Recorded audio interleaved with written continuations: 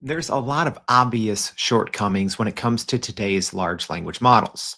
Some are serious, like hallucinations and jailbreaking, and some aren't so serious, like when a large language model says you're absolutely right when you give it feedback, or how most models can't even create a file. Well, at least that last shortcoming may finally be a problem of the past. That's because Anthropix slipped in a major feature recently into its Claude chatbot, the ability to create common files with natural language. No more copy and pasting. No more getting rid of that weird format. It sounds small, but it's actually kind of big. Because if you're anything like me, you probably have hordes of helpful chats inside of large language models where the info just sits there. All those golden nuggets that just go unpicked and unused because you forget to do the copy, paste, export dance to extract and save those valuable insights. So that's what we're going to be tackling today. What I think, at least right now, is the simplest way to create files in an AI chatbot and probably Claude's most slept on feature. All right, welcome to Everyday AI and our AI at Work on Wednesday series. Thanks for tuning in. My name is Jordan Wilson, and if you're new here, this thing is for you. It's your daily live stream podcast and free daily newsletter helping everyday business leaders like you and me make sense of all these AI updates that are coming at us nonstop and helps us make use of it and actually save time, grow our companies and our careers. So if that's what you're trying to do, awesome. It starts here with the live stream podcast, unedited, unscripted. But if you want to take it to the next level, make sure to go to our website at youreverydayai.com. There, we're going to recap just the highlights from today's show, as well as all of the other AI news that's important. All right, let's talk file creation in Claude, though. So stick around. And by the end of today's show, you'll understand why traditional AI chatbots really struggle to create simple files. Like it shouldn't be that hard, but for some reason it is. You'll also know how Claude makes this work and the best practices for how to use it. And you're going to get some insights on some of the best use cases for file creation inside Claude. Also, stick around to the end. I'm going to tell you how to get our guide on the 10 best use cases for file creation inside Anthropic Claude. So this got slept on. And here's the reason why. Anthropic sometimes is one of the most innovative companies, but their go-to-market strategy is pretty bad, I'd say. Mainly because some of their better features just get rolled out to their max users, which is those people on the $100 or $200 a month plan. Let's be honest. When ChatGPT or Google do something, have a huge feature, and it's only available to those on the highest tiered plan, it's usually something kind of groundbreaking, right? Like when Sora first came out, or Google, same thing when their VO3 first came out. So when Claude rolls out file creation, yeah, it's really cool, but it's not a sexy feature that's going to grab headlines. And Anthropic is very far away in terms of number of users from Gemini and ChatGPT. So that's why some of these helpful features, if they don't get rolled out to everyone at once on Claude, you might miss them. So they actually rolled this out to just the higher tiered people in September. And then about last week, they completed the rollout to everyone. All paid users in Claude. So here's kind of the new capabilities at a glance. So now I think this solves one of the biggest productivity problems, actually making native files inside of an AI chatbot. Like I said in kind of the opening there, you probably, whether you know it or not, you probably have so much incredible information inside of ChatGPT or Gemini or Claude or Copilot that just sits there unused, and it could probably really help you. And one of the reasons why, well, if you've ever done this and you're trying to copy and paste something from a chatbot into a Google Doc or a Microsoft Word document or an Excel sheet, sometimes large language models have very strange formatting. It adds these extra tabs sometimes, or a strange background color that it seems like it can't get rid of, right? So not only is this a huge leap forward in capabilities if you are a pro user of Claude on the $20 a month plan, and you can export files, but you can also sync them to Google Docs, which is actually a huge time saver for me personally, because I usually use between, I think, like 3 computers on an ongoing basis. So even downloading files for me, sometimes I'm like, that's not very helpful because then I'll forget to sync them, in my Google Drive. And this also tackles that copy and paste time trap that I talked about in the formatting wars that plagues many power users. So here's some of the new changes and some specifics. So like I said, they rolled this out originally in September, but now in October, it's going out to all pro users. Here's how it works. It essentially runs Python and node.js, a JavaScript file, in a sandbox environment behind the scenes. And I'll tell you in a little bit why that's actually extremely important. And it automates the conversion, analysis, and extraction workflows through simple chat prompts, eliminating the tool switching that you would normally have to do, right? So I do this constantly in ChatGPT and Gemini. What I have to do, if I really want something, I either have to copy and paste it in the formatting. Y'all, it's one of those things. If you know, you know. If you're a power user, you know those little annoying things that it's like, oh, this should take 30 seconds to fix and reformat, and then it takes 10 minutes, right? Sometimes I literally have a text edit document open, and I paste it in. I strip all formatting. I copy and paste it into a Google Doc and reformat it because, yes, some things are just that difficult when it comes to this sticky, weird formatting of large language models sometimes.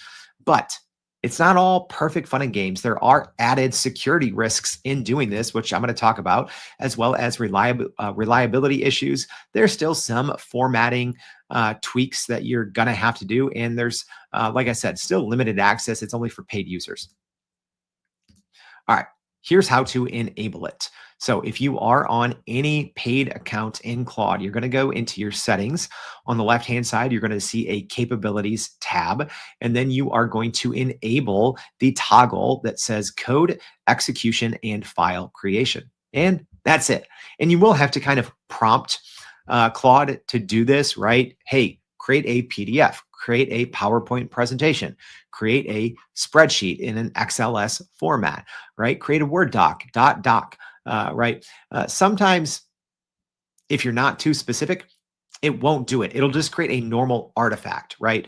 Which artifacts in Claude are great, right? They're kind of an interactive window where you can render and run code, but also it will, can save like a document there. But if you don't ask it specifically, sometimes it won't do it. So unlike, certain features in ChatGPT or Gemini, this isn't a toggle, right? File creation. There's no file creation toggle. You just have to enable it in your settings and then prompt and tell it to create a specific file, and then it'll do it. This is kind of technically a preview of the newer skills feature in Claude, which I don't know. By the way, like, I don't do a ton of Claude stuff, and there's reasons, and I'll probably get to those reasons here in a minute. But if you want to see me do something on the skills feature that Claude rolled out about a week or two ago, just let me know. Just drop skills in the comments, or if you're on the listening on the podcast, which we appreciate on Spotify, just type in skills. All right, so I'll know if people really want to see that or not. So that's how you enable it. All right. Let's put AI to work, y'all. Our new Wednesday series, we do live demos. Nothing ever goes wrong. That's a joke. Doing live demos of generative AI is extremely dangerous. And by dangerous, it just means it might blow up in my face and make me look silly. But let's hope it doesn't. And let's go ahead and get started. So I have 2 prompts kind of ready to go. And I'm going to get this started and do it live. All right. So I have my first one going. That is the exact same one. All right, cool. Yep, that's the same one. So good thing I stopped myself from doing that. All right. So I started my first one, and I'll tell you all what it is here in a second. let me get my second one going so I don't have to copy type this one out. This one takes a little while. And I'm actually going to do Opus for this one. All right, so we're getting a little variety. All right, so let me tell you now that it's working live. All right, let me tell you what this first kind of example prompt was. All right, so let's think of the capabilities of this new file creation. So yes, it can create files, which is cool, right? But think, large language models are multimodal, right? You can input different file types as well and convert them and mix and match them. I wanted to do something fairly simple that I knew Claude would be able to handle, or hopefully be able to handle. So in this case, what I did is I uploaded a PDF. All right. This is one of my shows that I did a while ago, maybe, I don't know, 3 to 6 months ago. And so in the prompt, I said this presentation, so the presentation is a PDF that I uploaded, is about 6 months old. Research deeply info from July 2025 to October 2025, and add 3 more slides in the middle of this presentation and save it as a PowerPoint file. Your only deliverable is an updated presentation saved as a PowerPoint. Yeah, I did do this prompt a couple times because the first time, even when I said save it as a PowerPoint file, it didn't, right? So yeah, you might have to say it 2 or 3 times, or if your prompt gets a little long and you say it once in the beginning, you might just have to sandwich it again at the end. There's a technical term for that, but yeah, it actually works with large language models. If you have something longer, sandwich it, say it once in the beginning, once in the end.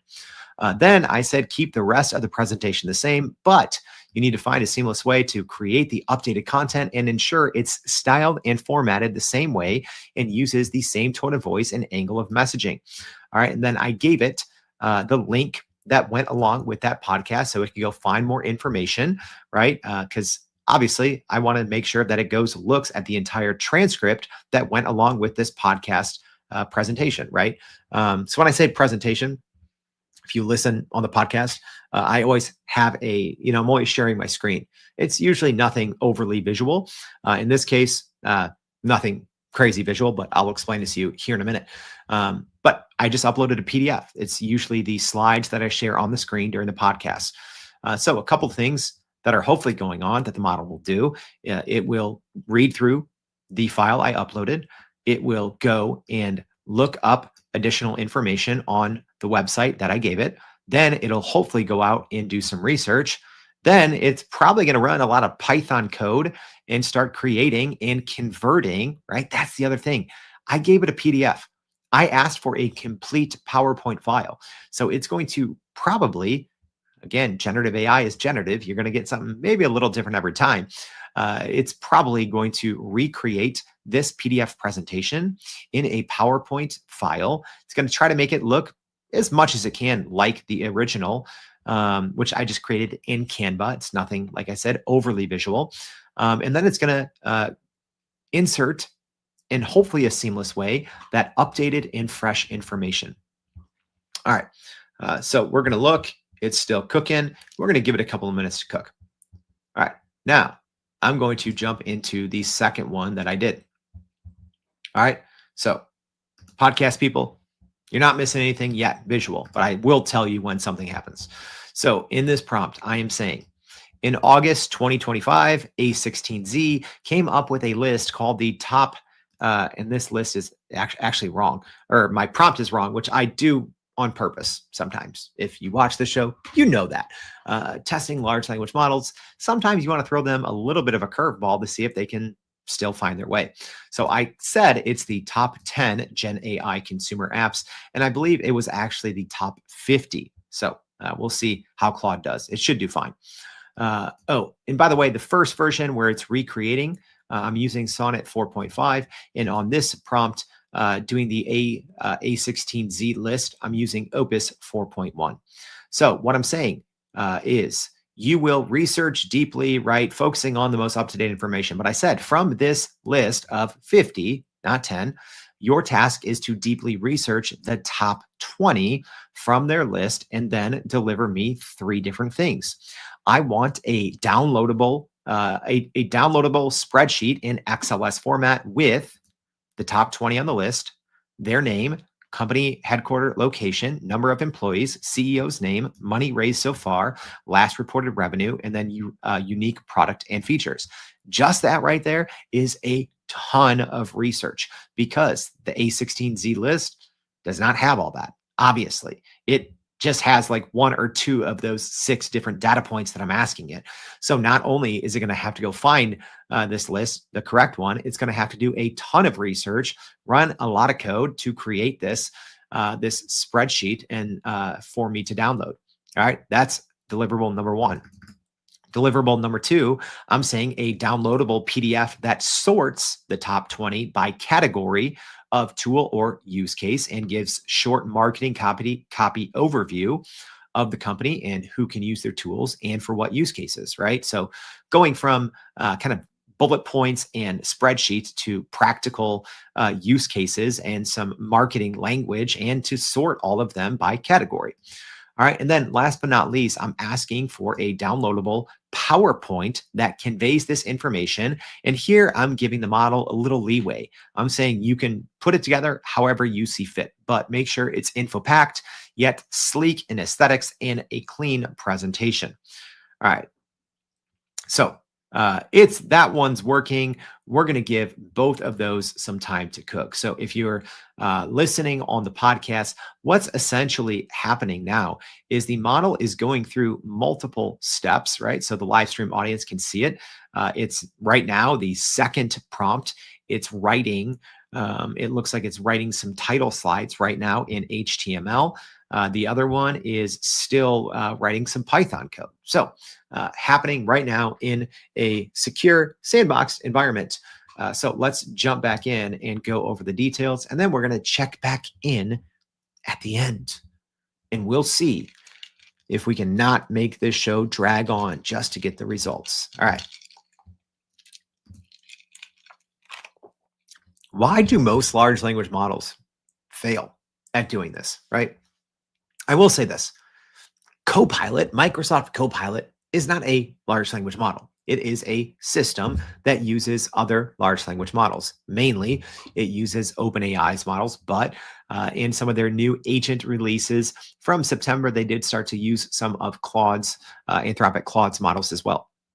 So for the most part, why have traditionally Claude up until now, but also still ChatGPT and Gemini struggled to create files by default, right? If you use an agent mode, that's a little different, right? These, as an example, ChatGPT agent mode can nice and easily create Excel sheets, PowerPoint, etc. Although they don't usually look that good, and it takes a very long time.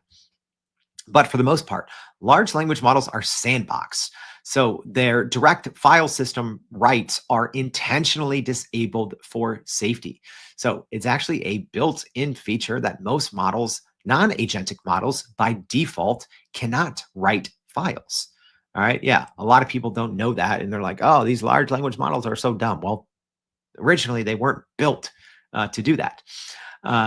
Also, there are some complex and proprietary Office Open XML specs that are kind of unforgiving. So it's not easy, right? It's really not. That's one thing. Actually, Microsoft Copilot doesn't get a ton of fanfare for its ability to create, obviously, PowerPoints and Word docs and Excel sheets, because it's not easy for third parties to do it.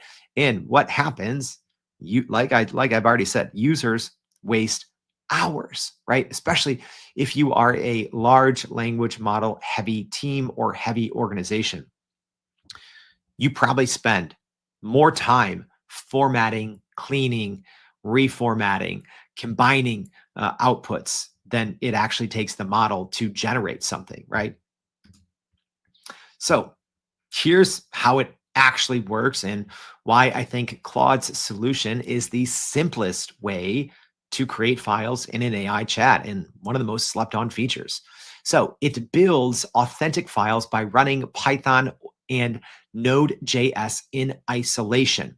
So that way it is a less of a security concern. It kind of isolates that process outside of your normal chat window, right? Without getting too technical. That's kind of how this works. And then it can generate, we went over most of these types, but it can generate .doc, XLS from for spreadsheets, PowerPoint, PPTX, or PDFs on demand. And then it can also export them to Google Drive. So this bundles the conversion, analysis, and extraction into one conversational multi-step workflow. And it reduces, like I said, the app switching. It just allows for faster drafts, fewer handoffs, measurable time savings, and the thing that I like most, you're leaving less of your knowledge and insights on the table. Because let's be honest, y'all, I would say even for me, right? I'm starting to work Claude, or I'm trying to work Claude more into my workflow, right? But I'm going to get my bone to pick, which many of you know what's coming. I've been trying to work this in more, mainly because I do so much in-depth, detailed work inside large language models. And I probably only end up saving 10% of them.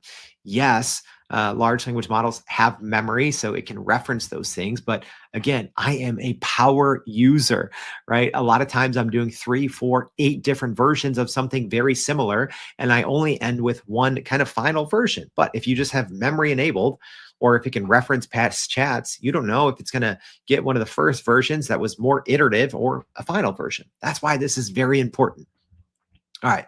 You know what? I'm going to go ahead and just get my bone to pick with Anthropic right now. It took me so long to come up with these demos to do because I wanted to show something impressive that someone could see and be like, oh, wow, this is cool. This guy did this in, the 15 minutes or 10 minutes, in a podcast. That's helpful. So many things in a single prompt. I don't know if it's the way that this file creation process tokenizes information. I'm not sure. So the first example, I uploaded a PDF presentation, an older one, and I just had it update 3 slides or add 3 slides. When I tried to update an entire presentation in one prompt, nothing else, right? Upload a PDF, gave it very similar instructions as the one I read out loud here 10 minutes ago. The only difference, instead of adding 3 slides with current information, it was just updating all slides with current information. And that did not fit in the context window, right? Literally, it couldn't complete that. I tried it 4 times. And at the, presumably halfway or 2/3 of the way through, it says, oh, you ran out of room in this context window, start a new chat. So yes, this feature sounds amazing in theory, especially when you can start, putting together multiple documents, right? Imagine some of the use cases, which I'm going to go over here in a couple of minutes, dropping many different file types and then having it do research and all of these things. But unless you're on that max plan, the utility is actually fairly limited for that very reason. The context window, again, I don't know if it's how this process is tokenized, because it's actually not a ton of information, right? Maybe it's because it's going in loops and having to re-gobble up this information over and over, but it's actually not super helpful unless I think you're on a higher plan. We'll see if the A16Z example works this time, which that one I would say is pretty impressive, but it is more straightforward. It's kind of one round of research and then repurposing those results in different formats, right? So something a little more iterative, a little more hands-on, it might not work even if you're on that, $20 a month paid plan. All right, so let's jump in. It looks like we got a couple that are done. Let's take a look. All right, and here's where I will try to describe to our live stream audience what I'm seeing on screen. So I'm not actually going to download these files because Claude has the artifacts feature where it's going to preview them. So essentially what you're seeing on my screen is more or less what it's ultimately going to look like. So one thing I'll tell you, it actually does an okay job at creating PowerPoints, right? So I uploaded a PDF and it did a pretty decent job of trying to recreate it. It obviously didn't have, the screenshots or, as an example, I've my kind of my mugshot there on the front, so it didn't have access to some of those things. But aside from that, it did a pretty decent job at rebuilding the old version of the slide deck. And I can, again, this is a PowerPoint file that I can download, or there is this button. So in the upper right hand corner, there's a download button, or there's an open in Drive. All right. So I can also slide and toggle to give this kind of more room. So my chat kind of is on the left, and the artifact, which is rendering this PowerPoint, is on the right. So I'm going to scroll through. I'm actually going to scroll down and see where it added some new files. Okay, so it looks like it added slide 9, 10, and 11. So this is a 19-page presentation, and it looks like it added slides 9, 10, and 11. So let's just do a quick check. Here we go. So it says summer 2025, some new information here, Salesforce, Agentforce, Microsoft going all in with Copilot Studio, Mark Benioff admitting something at Dreamforce conference. All right, the great AI agent failure wave of 2025. All right, so okay, did a pretty good job at adding relevant, factual. Right, I'm looking at these bullet points. These bullet points are factual. Right, talking here on page 11, one of the new pages about AI coding agents, Codex, Copilot, and Cursor.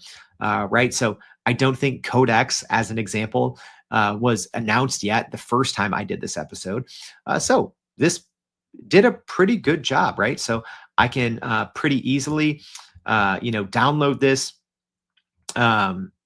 make any updates that I want to, save it to Google Drive right away. So pretty helpful. So let's go to, that's not the right one. Let's go to our next one. Here we go. Okay, so pretty good job here, and it is done. So we have the 3 different things that we asked for. We asked for a downloadable spreadsheet that gave the top 20 out of 50, as well as the CEO, the company name, company location, number of employees, CEO's name, money raised so far, last reported revenue, and unique product or features. All right, so I'm showing here on my screen a spreadsheet here. Let me scroll down. Yep, it looks like it gave me the top 20 like I asked. I'm looking at the list. This is correct. I know 1 through 20 from that list because I've looked at it quite a few times. It got the HQ, CEO, employees, funding, valuation. So yeah, I'm looking at the valuations. Some look fairly accurate. Like as an example, I think it in here has OpenAI's valuation at 300 billion. They did have a recent, and this is only about 3 weeks old. There was a recent story that came out that put their valuation at 500 billion. So you still need to go through and double check this. If you know these things in your head floating around like me, a little easier to check. But I'm looking at everything else in the spreadsheet. Everything else looks fairly accurate. So I'd say probably went through with maybe 90, 95% accuracy, right? Which again, if you hand this off to a junior researcher, it's going to take them a couple of hours, right? Pre-AI, it's going to take them a couple of hours, and you might hope for, 95% accuracy anyways, right? That's why everyone's always like, oh, AI doesn't get everything right. Show me the human that hasn't made mistakes yet. All right. So the second thing I asked for, let's scroll down to it. And a lot of work here, right? Geez, I'm scrolling through kind of the summarized chain of thought here for Claude. And I did use Opus 4.1 for this second prompt. A ton, right? A ton of research that it did. I'm trying to look. It looks like it went to at least maybe 50, about 50, 60, 70 web pages right there.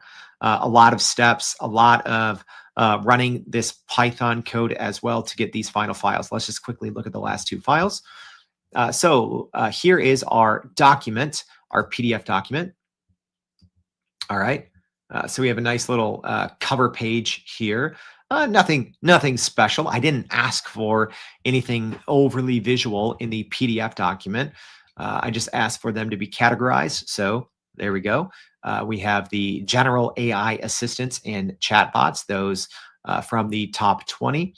Number two, the second category is creative content generation. So you have your Midjourneys, Leonardo, Kling in there, 11 Labs, etc.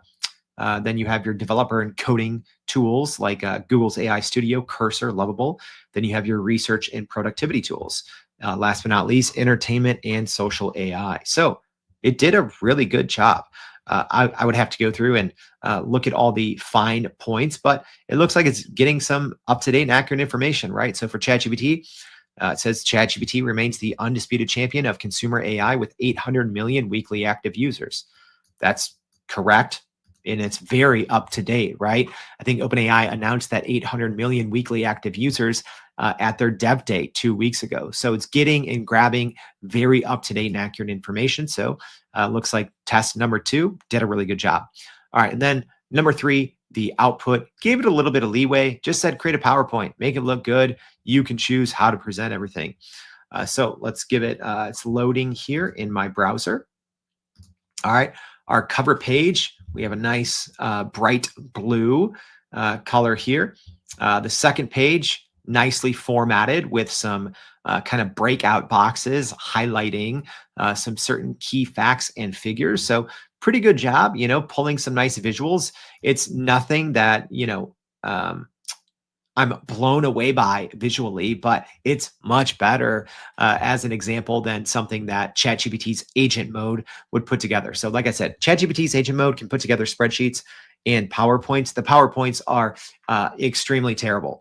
This PowerPoint is decent, right? Again, maybe if you hire a college kid or, there's a junior researcher on your team that's not a, not a design kind of first person, this is about what you would expect.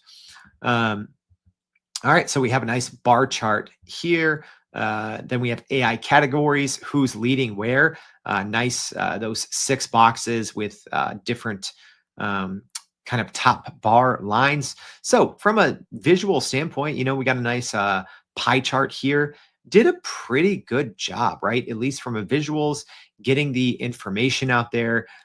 Gave me a quick reference chart here at the very end. So again, at least this is a passable PowerPoint, right? Where a lot of times, if you're using, ChatGPT's agent mode, not always very good. Or if I'm being honest, the older version of Microsoft's even PowerPoint with Copilot, unless you're working off of a template, even creating it from scratch, I think this is maybe even better, or at least on par with how Microsoft does it within PowerPoint using Copilot. I think it's gotten a little bit better over the last few months, but when I gave it a more in-depth look earlier in 2025, this looks up to par or maybe even a little bit better.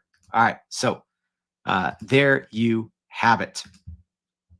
But let's just quickly wrap this up. It's not without its flaws, right? There's still security risks like prompt injections that can allow malicious file instructions to access sensitive data. There's also been reports of frequent downtimes and inconsistent outputs, and there still is some problems with complex formatting, and it often fails at requiring extensive manual corrections or recreating documents. But like I said, I think usually what you get from the file creation out of Claude, I think it's always better than anything you would get from an agent mode out of ChatGPT. But for the most part, the formatting I'd say is clean 95% of the time. Those hiccups from a design perspective aren't too frequent. All right, let's leave you with this. I'm going to give you a couple example of time-saving use cases. So one is just file conversion, right? So as an example, uploading a 10-page market research report and converting it to a 5-slide PowerPoint deck, right? Probably something a lot of us do. Extracting key points from a lengthy Word document into presentation slides automatically, or transforming unstructured PDF data, right? I used to do this all the time back in the day, go through all these RFPs, 10Ks from big companies and, long PDFs and having to grab all this unstructured data and then putting it into an Excel sheet with a single prompt. Another use case, data analysis that can then create something visual. So in this instance, Claude can ingest raw CSV sales data to detect trends and compute metrics. You can have a marketing manager, as an example, generate bar charts, even if they don't even really know or understand what most of the data is, right? So uploading a CSV and then exporting or creating a PowerPoint with a bunch of bar charts that you need. Another example, actually, you know what? The rest of the examples, we're just going to give them. I don't want to take up too much time, but if you do want more examples, I have 10 actual, very specific use cases with example prompts as well on, I think, some of the best time-saving examples. And a lot of these are stacking multiple elements, kind of like what I showed you, more like multi-step agentic flows, which I think, y'all, like, I went on a little rant about this last week. Like there's all these like demos, right? Everyone's just doing one little piece, right? They're going in and, oh, here, I'm taking my bullet points and I'm making a PowerPoint. It's like, that's not how people work, right? The way people work is you're doing multiple rounds of research. You have multiple documents, CSVs, all of this, multiple iterations to create a PowerPoint. So in our example use cases, many of them are iterative. They are multi-step because I think that's how people work. And when you talk about time savings and creating files, this is how most of us are doing it. So if you want access to that, just make sure you find this very LinkedIn live stream URL. So if you're listening live, you know what to do. Just click that repost button on LinkedIn. If you are listening on Spotify, check out the show notes. We always leave a link to today's live stream on LinkedIn. Go repost this and I will share it your way. So I hope this was helpful, putting AI to work on Wednesdays. So now you know, don't have to waste sometimes hours a week. Number one, you don't have to anymore. You can use this new setting in Claude. But number two, so much of your best outputs, all of these insights that you probably spend a lot of time on, they don't have to die there in some random chat, right? That's another time-saving element. I spend so much time going into old chats from weeks ago, right? Months ago, and being like, what was that?